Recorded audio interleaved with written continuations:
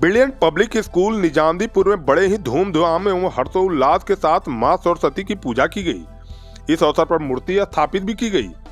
इस अवसर पर शिक्षक, शिक्षिकाएं, छात्र तथा अन्य कई अतिथि मौजूद थे।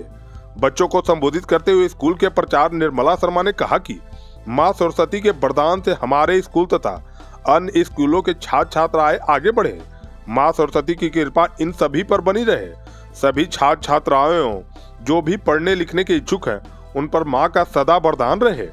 सरस्वती पूजा छात्र छात्राओं एवं अन्य लोगों को भी करनी चाहिए। उन्होंने 10th के परीक्षार्थियों को परीक्षा देने को लेकर सख्त हिदायत देते हुए कहा कि आप अपने पढ़ाई पर विशेष ध्यान रखें। आपका जीवन का लक्ष्य हो कि हम कुछ बड़ा करें और देश दुनिया में नाम रोशन करें, ताकि हमारे स्कूल, जिले एवं माँ पिता का नाम रोशन हो।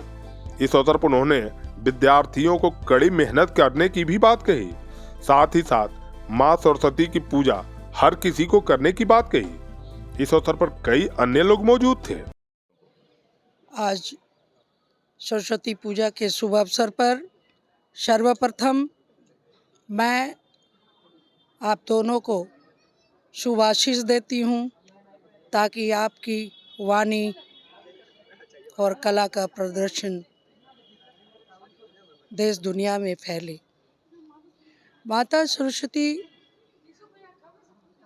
वाणी की देवी हैं और इनकी कृपा से ही कोई भी व्यक्ति अपने वक्तव्यों को व्यक्त कर पाता है। यदि माता सरस्वती की आशीर्वाद न हो तो शायद ही कोई अपनी जीवा से किसी एक शब्द का भी निष्कासन कर सके।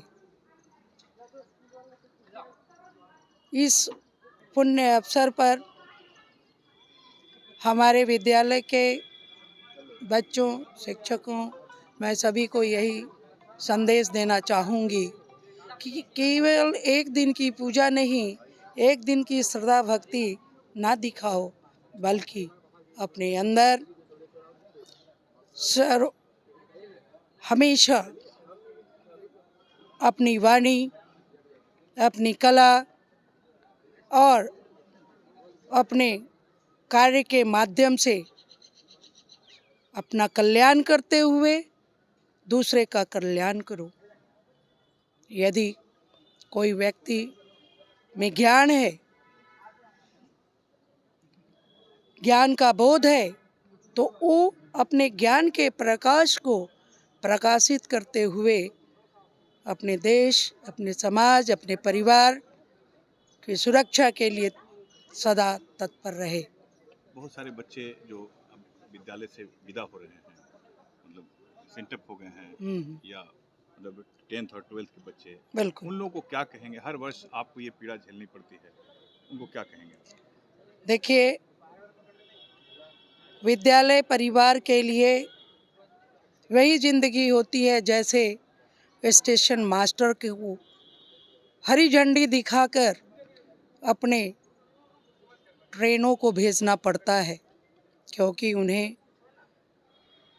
उन ट्रेनों को उस स्थान तक पहुंचाना है और उन में बैठे हुए यात्रियों को वहां तक पहुंचा देना है जहां उनकी सीमा का अंत होता है, और उसके बाद लोग अपने तरह से अपने जीवन को व्यतीत करते हैं। Similarly, this type of activities in the educational institute.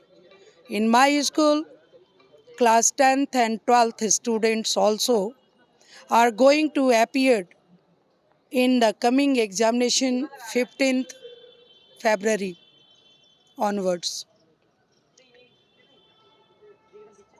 I and we all are feeling very sorry and very sorry to send all of them, but we are feeling very well, very nice, much happy, because we are sending our students for their goals, to achieve the goals. हम अपने प्यारे बच्चों को हृदय के टुकड़ों को उस स्थान पे देखना चाह रही हूँ, और हम सभी चाहते हैं जहाँ उनका एम्बिशन छुपा हुआ है, क्योंकि हमारे यहाँ तो +2 तक ही पढ़ाई है। इसके बाद उस शिक्षा के लिए उन्हें उच्च